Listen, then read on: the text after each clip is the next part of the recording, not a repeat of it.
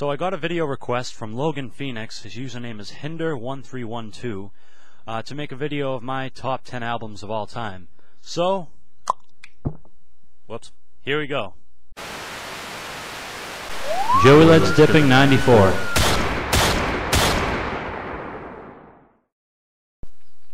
Number 10, Nevermind by Nirvana. Often labeled as one of the best albums of all time, Nevermind by Nirvana was a surprise success, replacing Michael Jackson's Dangerous at number 1 on the Billboard charts. Still, I've never been a fan of Nirvana. Yep, hate on me if you wish, but I've just never seen anything in them. Even as a little kid, I would tell my parents, "I don't like this music." Like they listened. I've never liked Kurt Cobain's voice, and I think his songwriting was horrendous. It was childish, and a lot of songs made no sense. So, why is this album number 10 on my top 10 list? Well, because Nirvana revived alternative rock and influenced a lot of the 90s bands I love. Whether or not I like their music, they changed 90s music for the better, and I do owe them a lot of credit for that. My top 4 songs: Polly, That's It. Number 9, 10 Years Together by Peter, Paul and Mary. Released in 1970, 10 Years Together is a compilation album by the group Peter, Paul and Mary. The album is important to me because I believe it's what got me into music, or at least helped get me into music. I'm a vinyl record collector. I started collecting vinyl when I was about 9, and the first record I got, guess what it was? What was it, huh? It was this one, which was given to me by my great-grandmother. I couldn't stop listening to it. I was so excited to have my first turntable and my first record, and I guess this one clicked and gave me a huge appreciation of older music, before of which I was like, oh, that music sucks. The one song on this album that hooked me immediately was Puff the Magic Dragon, and no, it's not about marijuana. I knew the song immediately because we were taught to sing it in music class when I was in first grade. And man, this album is good old folk in its prime. It contains rather dark ballads such as Puff the Magic Dragon and Leaving on a Jet Plane, as well as ridiculously upbeat folky songs such as If I Had a Hammer. The song I Dig Rock and Roll Music is good because rock and roll music is, indeed, quite diggable. It also contains 3 Bob Dylan covers: Blowing in the Wind, Too Much of Nothing, and Don't Think Twice, It's Alright. My top 4 songs from this album are Blowing in the Wind, If I Had a Hammer, Leaving on a Jet Plane, and Puff the Magic Dragon. And speaking of Bob Dylan, guess who's next? That's right, Bobby Dillioni Cookie! Number 8, Nashville Skyline by Bob Dylan. The album Nashville Skyline by Bob Dylan, released in 1969, received and still receives tremendously positive reviews from critics. The album reached number 3 in the US and number 1 in the UK. This album is a true folk country masterpiece. It shies away from rural folk music and is geared more toward what was, at the time, modern country music. Unlike Dylan's previous and preceding albums, containing songs about politics, Nashville Skyline takes a basic and simple approach.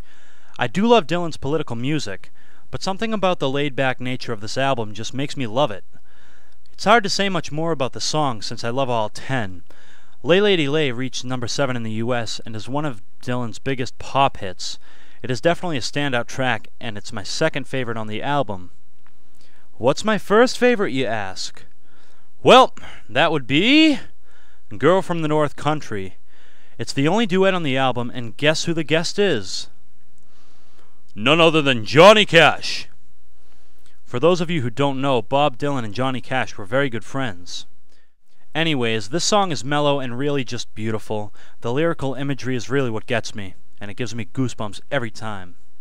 But overall, this album, in my opinion, is one of the most important folk country albums of all time. My top 4 favorite songs from this album are Girl from the North Country, Lay Lady Lay, I Threw It All Away, and Country Pie. Number 7, Suspicious Minds by Elvis Presley. This compilation album, Suspicious Minds by Elvis Presley, was not a popular release, even back in the day. It was released in 1983 on the extremely low-budget Pickwick label, and never even charted. However, This album was the first Elvis record I got as a kid, and it's still important to me. Now look, I'm not an Elvis fan at all anymore, okay? I can't even tell you the last time I actually listened to an Elvis song. When I started to get older, I realized how Elvis's music really had no substance or meaning, or at least a majority of it. But whether or not I still like his music, this album did and still does have an influence on me. I spent ages 9 to 12 listening to Elvis non-stop, so there's no way he wasn't an influence on me. And if you're wondering why I picked this album in particular, it's because it was my favorite album of his, and the one I listened to pretty much daily. So think about it. Listening to this album about once a day for about 3 years. Yep, definitely had an impact. So I give this album a lot of respect. Every time I play guitar and sing, I'm using whatever inspiration he gave me.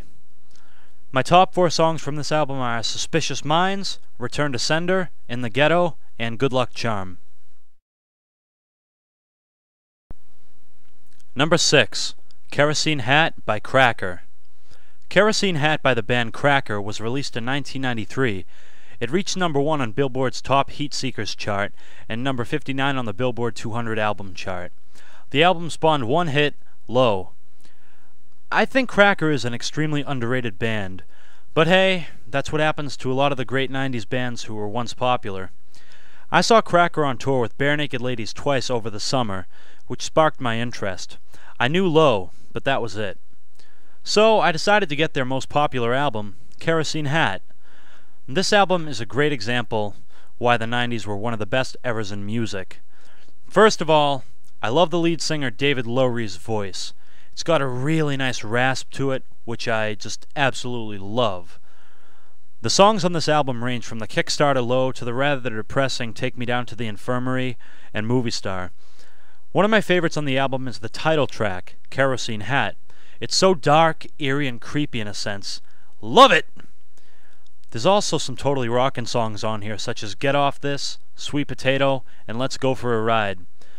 There's also a hidden track on here called Euro Trash Girl, which I covered here on my channel a few weeks ago. You may have seen it. Maybe not. Probably not. But overall, this album is really raw and honest.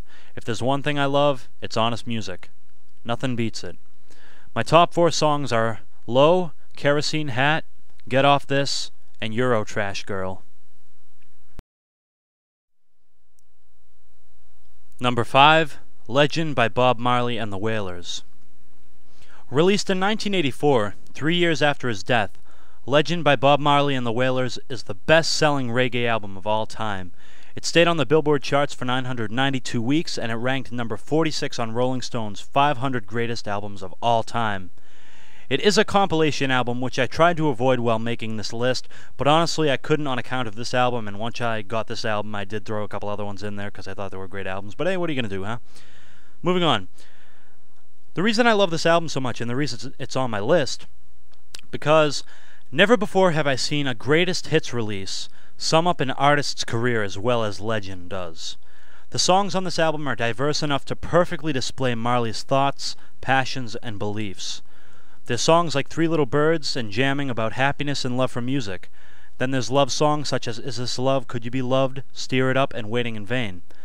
Marley's first hit, No Woman, No Cry, tries to ensure somebody, a woman, hence the title, that everything will be alright, while the songs Get Up, Stand Up, and Redemption Song are telling people to stand up for their freedom and, of course, their redemption.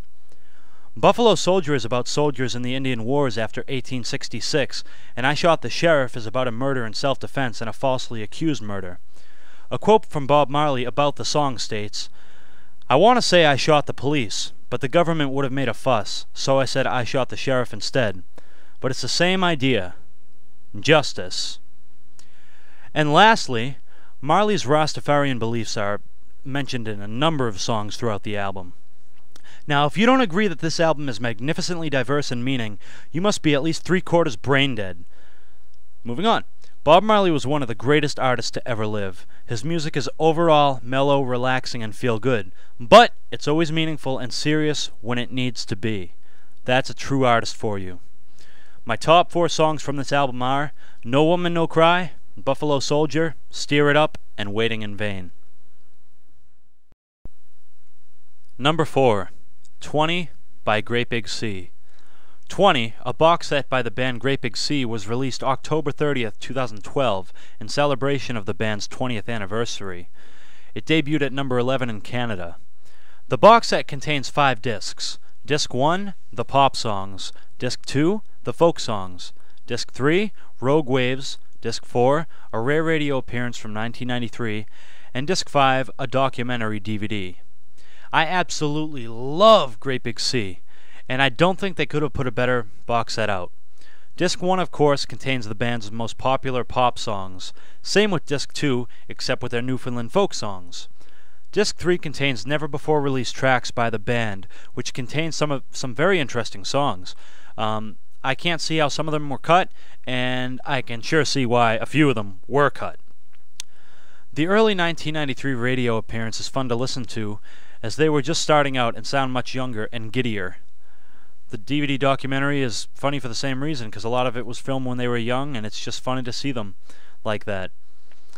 But this box set magnificently sums up the band's 20 years together, and everything they've done for folk music. Amazing stuff. My top 4 songs: When I Am King, Love Me Tonight, Heart of Hearts, and Born to Believe. Number 3, Maybe You Should Drive by Bare Naked Ladies. Released in 1994, Maybe You Should Drive is B&L's second album. The band's first album, Gordon, released in 1991, was a goofy, fun album.